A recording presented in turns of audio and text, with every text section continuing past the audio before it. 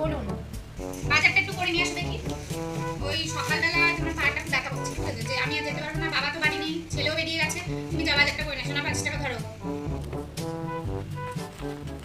মন দিয়ে শোনো কি কি কি নেবে।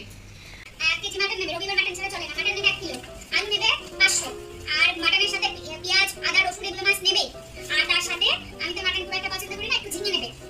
দিয়ে তারপরে একটু আসার পথে মুদিখানা দোকান থেকে একটু গরম মশলা প্যাকেট নিয়ে চলে আসবে। আর বেশ কিছু আনবো না।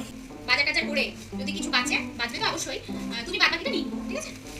ধর বাজার ব্যাগ ধরো, দেরি করো না, আমি টাকাটা সঙ্গে দিয়ে যাও। হ্যাঁ, অনেক টাকাই বাঁচবে।